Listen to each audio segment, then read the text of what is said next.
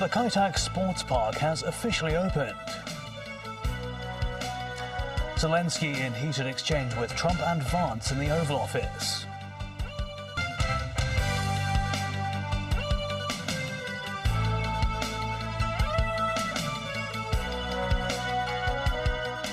Good evening. The Kai Tak Sports Park officially opened today.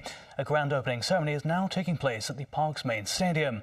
More than 30,000 spectators are expected to attend the event. Starting at about 6:30 p.m, the entire opening ceremony is scheduled to last for about 90 minutes. Chief Executive John Lee Zhongyan-zhong, the Director of the Central Government's Liaison Office, and Chief Secretary for Administration Eric Chan are among the guests.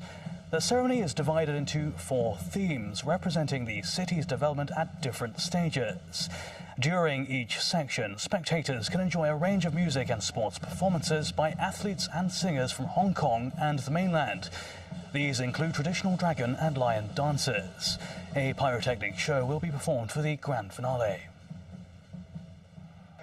The opening of Kai Tak Sports Park, the largest sports, entertainment and mega event complex in Hong Kong's history, spanning over 28 hectares.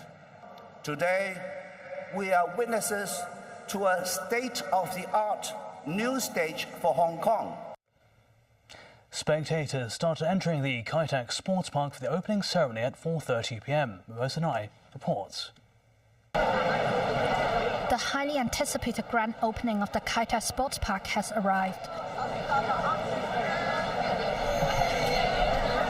With the ceremony starting at 6:30 p.m. on Saturday, crowds began to appear outside the park from 4:30 onwards. Some residents said they were excited about the event. I am super looking forward to it. I wanted to see the inside of the stadium because it will be my first time, this man said.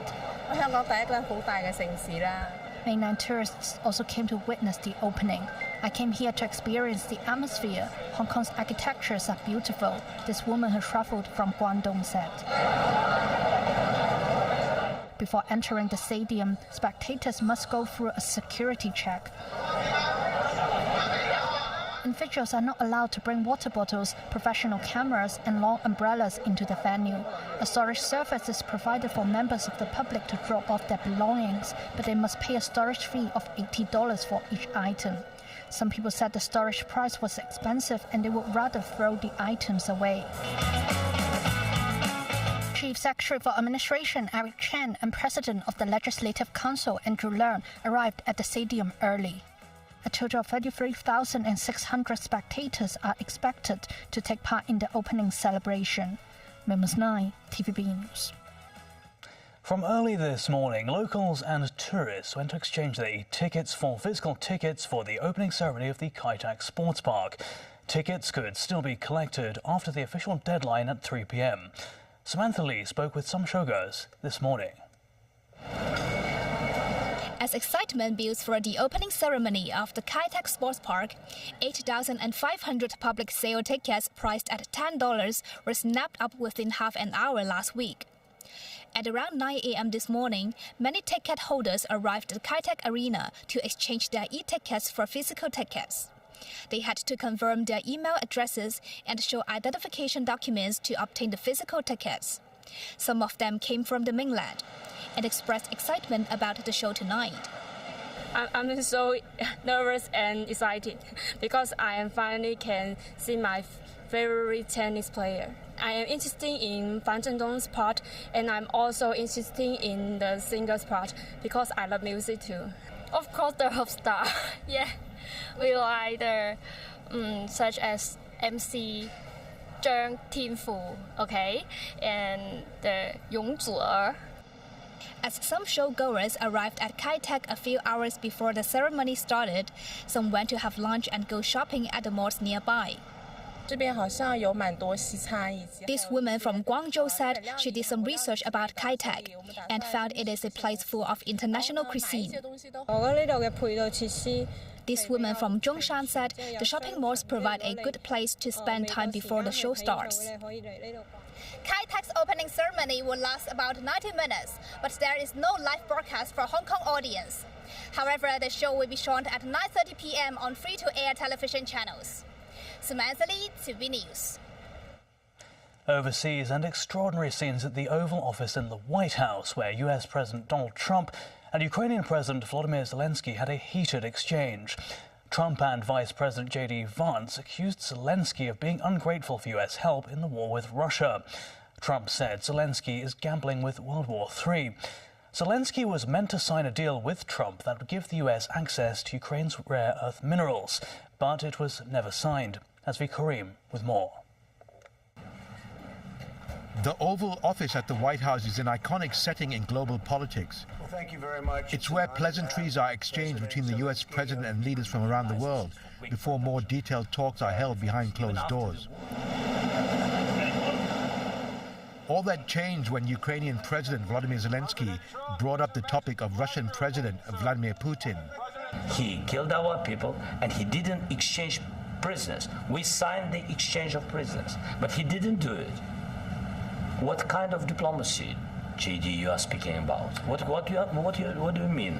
I'm talking about the kind of diplomacy that's going to end the destruction of your country. Yes, but if you Mr. President, with respect, I think it's disrespectful for you to come into the Oval Office and try to litigate this in front of the American media. Right now, you guys are going around and forcing conscripts to the front lines because you have manpower problems. You should be thanking the president for trying to bring an end to this conflict. Have you ever been to Ukraine that you say what problems we have? I have been to. Come once. I've actually watched and seen the stories, and I know what happens is you bring them on a propaganda tour, Mr. President.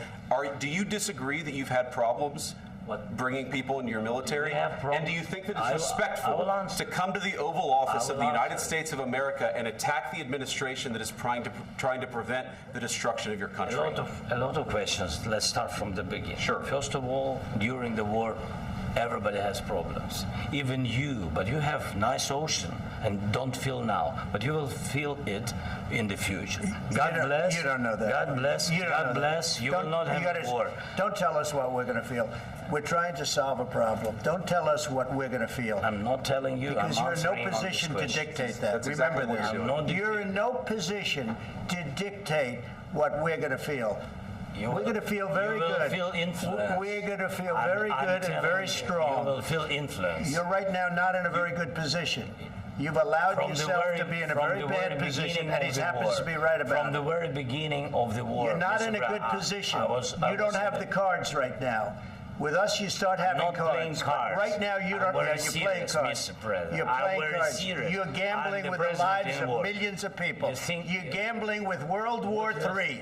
You're gambling with World War III. And what you're doing is very disrespectful to the country, this country. That's back to you. Far more than a lot of people said they should have. Have you said thank you once? This entire meeting?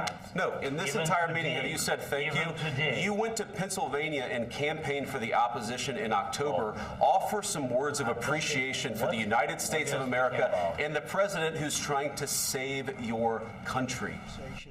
Nazvi Karim, TVB News.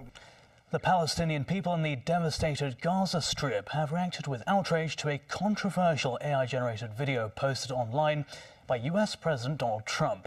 The video depicts the Gaza Strip transformed into a luxurious resort named Trump Gaza. The 15-month-long Israeli military operation caused more than 48,000 deaths. Trump's video depicts Gaza as a glamorous resort, proclaiming the Strip as Trump Gaza #1. It also appears to portray Trump and Israeli Prime Minister Benjamin Netanyahu sunbathing and sipping cocktails poolside at a hotel, and features a giant golden statue of the US president. Palestinians accuse Trump of trivializing their suffering.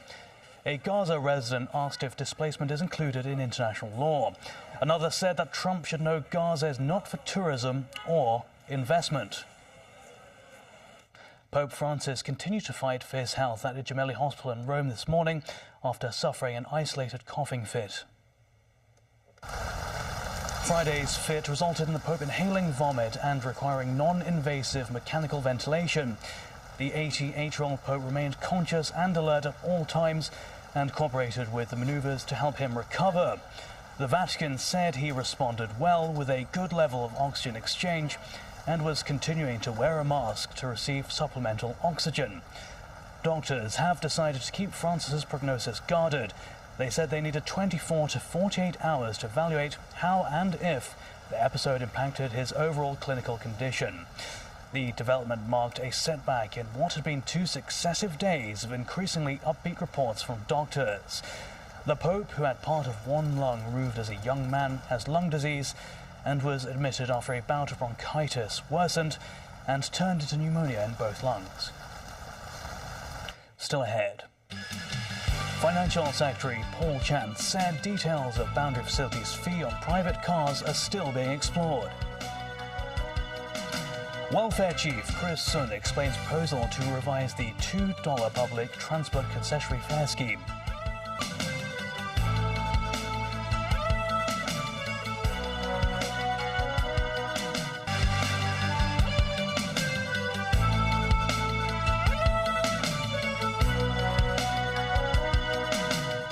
Welcome back. Financial Secretary Paul Chan stressed the government is exploring ways to introduce a boundary facilities fee on private cars leaving through land control points. In the budget Chan delivered on Wednesday, he suggested the implementation of a boundary facilities fee of $200 on each private car using the land control points. Speaking on a radio program, Chan said the fee amount has not been finalized yet. Chan said the measure will have a limited impact on residents. This as only 15% of private cars leave Hong Kong via the Hong Kong-Zhuhai-Macau Bridge of the total number of people travelling across the border. The government proposal to revise the $2 public transport concessionary fare scheme has sparked discussion. Secretary for Labour and Welfare Chris Sun said there were some elderly people taking 20 trips a day on average, costing more than $4,000 of government subsidies per month. He said the modification could greatly improve public finances. The proposed adjustments include capping the subsidy at 240 trips per month. Speaking on a radio program, Labour and Welfare Secretary Chris Sun said 2.5 million people benefit from the scheme, but only 360 people will be affected by the cap. He revealed that elderly people aged 65 and above take 14.2 trips a day on average, which amounts to $2,500 worth of government subsidies each month.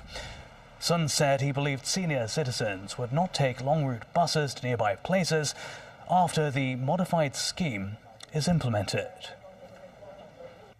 Brazil's carnival was in full swing on Friday, with samba school parades kicking off the festivities in Sao Paulo's Sambadrome.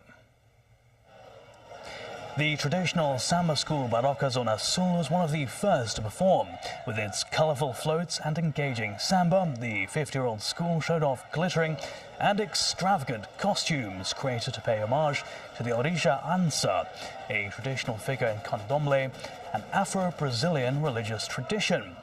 Performances by 14 samba schools will be judged in 9 categories at the end of Carnival, and only one will claim the title of winner of the 2025 Sao Paulo Carnival. Earlier, Rio de Janeiro's mayor handed over the key to the city to its Carnival monarch, opening King Momo's 5-day reign over the festivities. And that's news. Thanks for watching.